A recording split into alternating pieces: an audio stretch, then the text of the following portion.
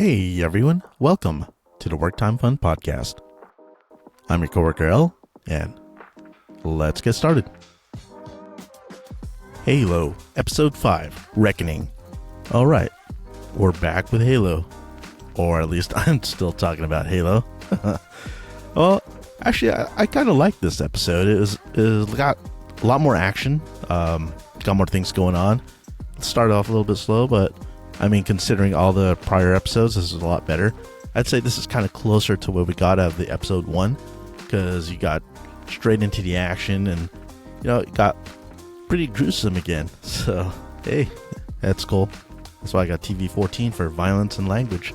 But hey, it's all good, because this is finally getting closer to alright, the nuts and bolts of things, the really Halo war that we're supposed to be seeing. Not Holy War, Halo War. We start off the episode with Dr. Halsey and Little John. Well, actually, it's kind of a Little John, not the rapper. John 117 before he was a Spartan. I guess in the place where he grew up after his parents were passed. I don't know, because he seemed to be in some kind of orphanage with all these other kids. And then you see Dr. Halsey walking through, and as a surprise, you say, "Oh, hey, it's Captain Keyes there, Captain Jacob Keyes." When they're still married or together, or whatever. And then they're both involved in taking John when he was a kid, basically kidnapping him. And you see little snippets of that. I think they kind of flipped this around from the prior episode when he saw Dr. Halsey with him as a kid at his parents' home when he was still alive. They probably could have used that clip for this episode, but whatever. It all kind of works out at the end anyways. Alright, so after this little, background scene or kind of flashback, you get to current times where Master Chief, Dr. Halsey, they've all continue on from the last episode where they find the artifact, and now they're trying to extract it because it's encased in rock or stone or whatever. And then also you get a little bit of story from what's happening with Kwan and Soren over at Magical. Yeah, that's kind of just whatever.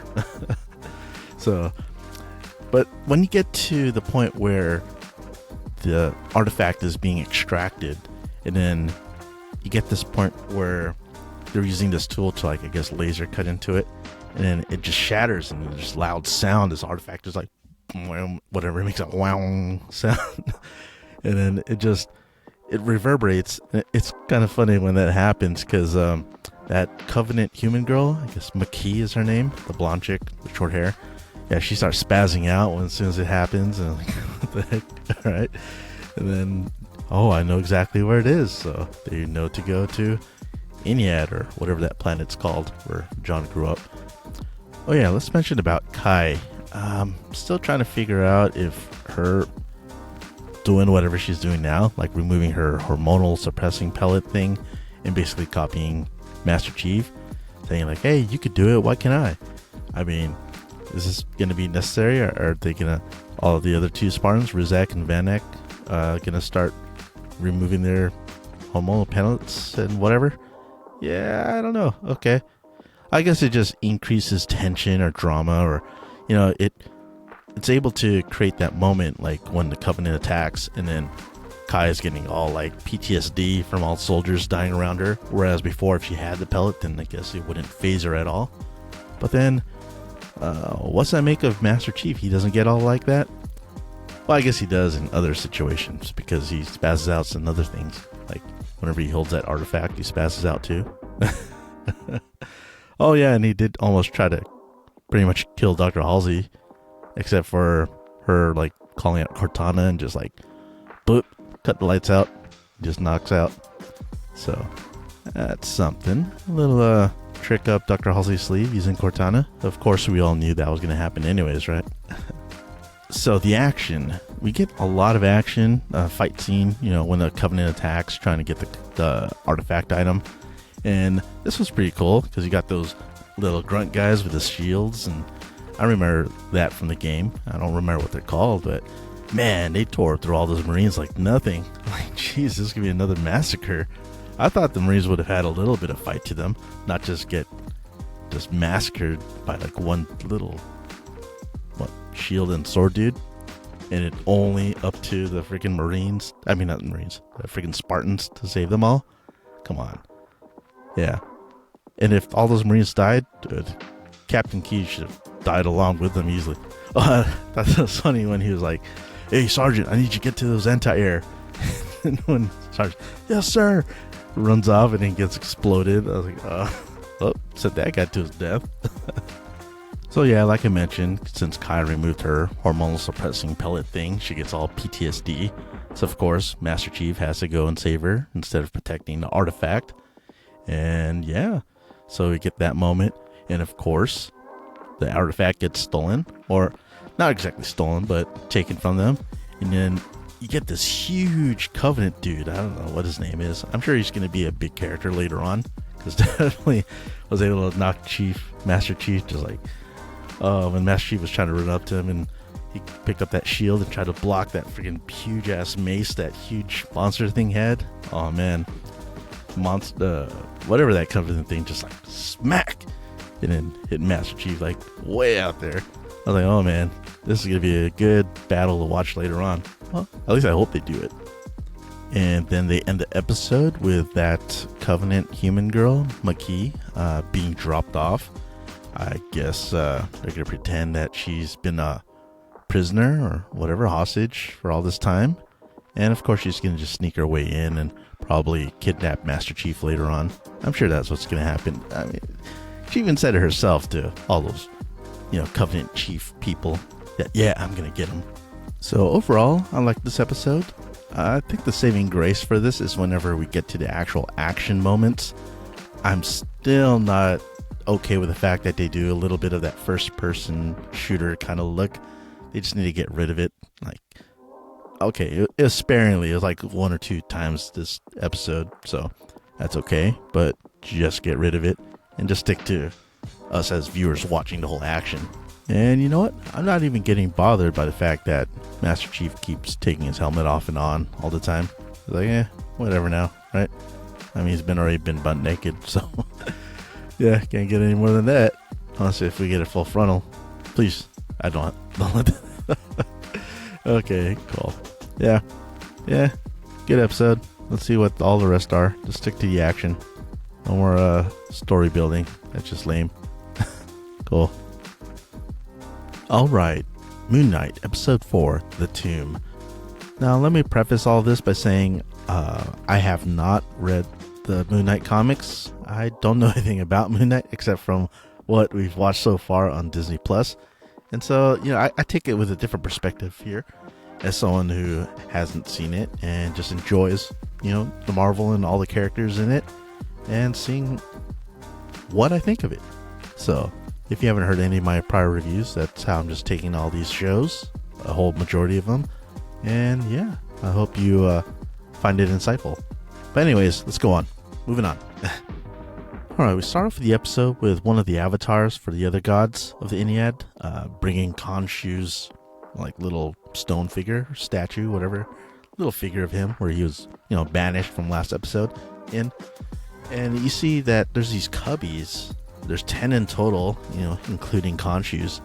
So does that mean there's like 10 gods that have all been banished by this group, this Ennead group?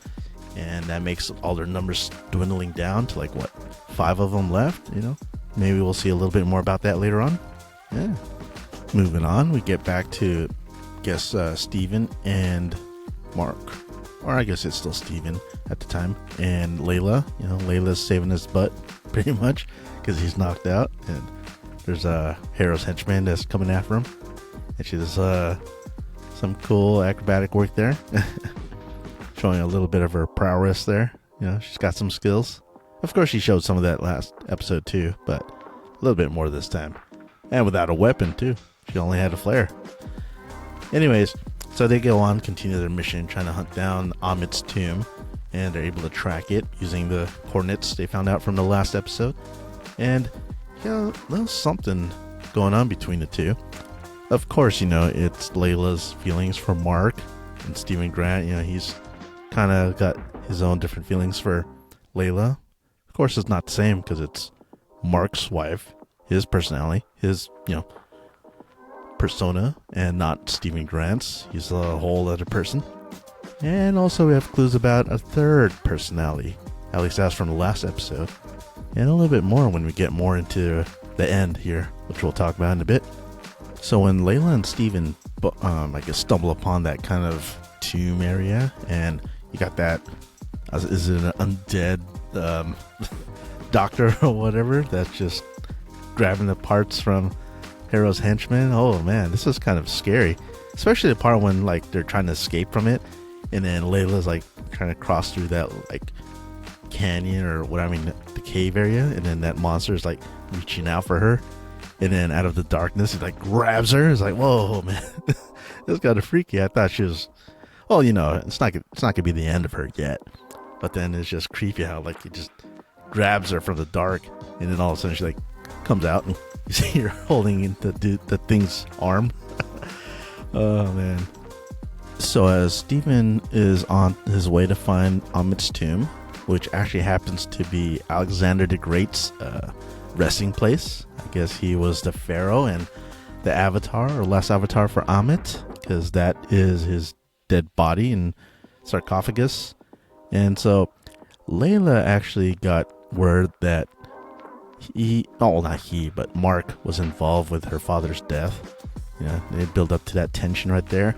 Not that he was directly responsible, but he was partly responsible. He was there when her father died. So that's basically how they got together, because I guess he was probably searching for her, trying to make amends, and then marrying her. Is it out of guilt, or did he actually have feelings?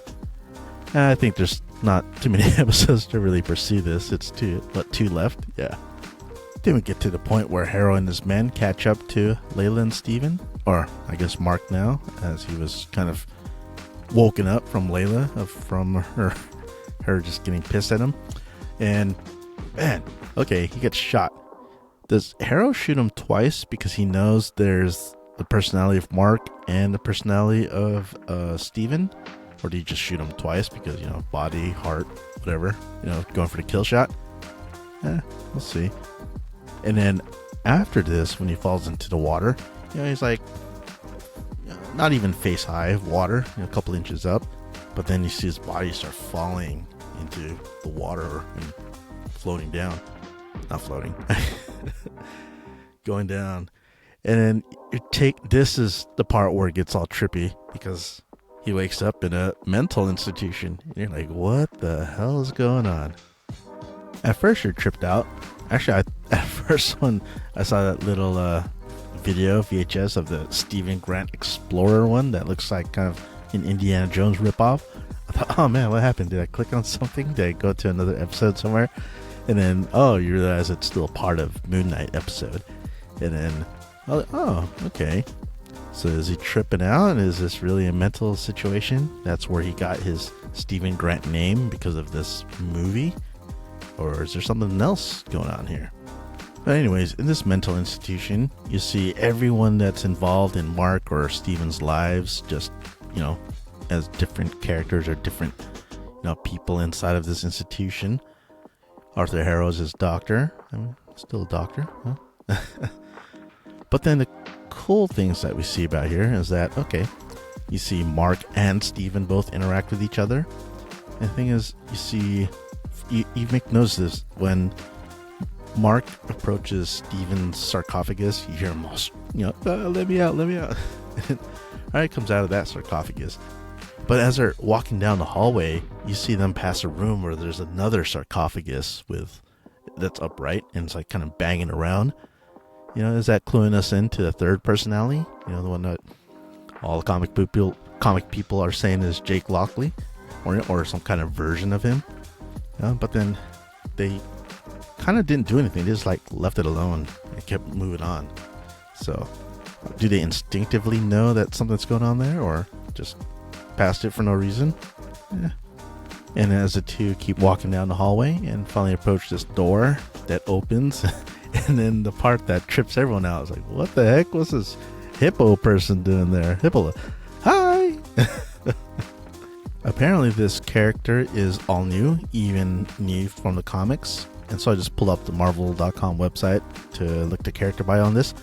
Taweret is the Egyptian goddess of childbirth. While she is the wife of Bes, the god of luck and probability, she becomes a cohort to Sobek, the god of rivers.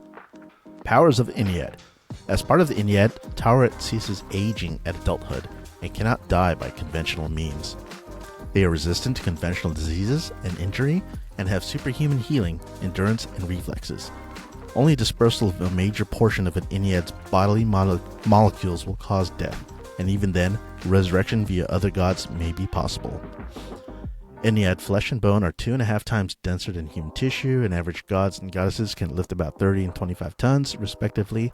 Many Ennead possess additional superhuman powers, and most Ennead are skilled therianthropes, able to shift from humanoid form into the animal form that is most sacred to them.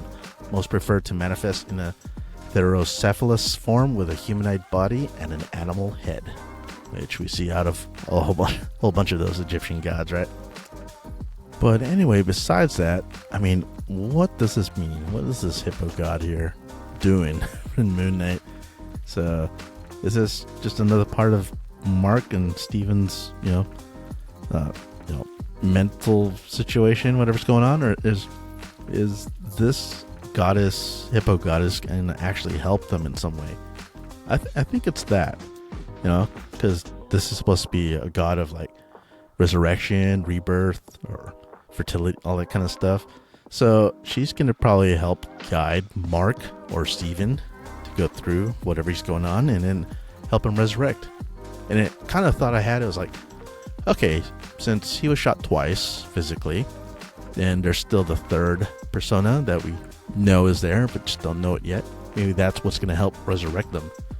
But in order to get through there, they all have to kind of reconcile with each other or something.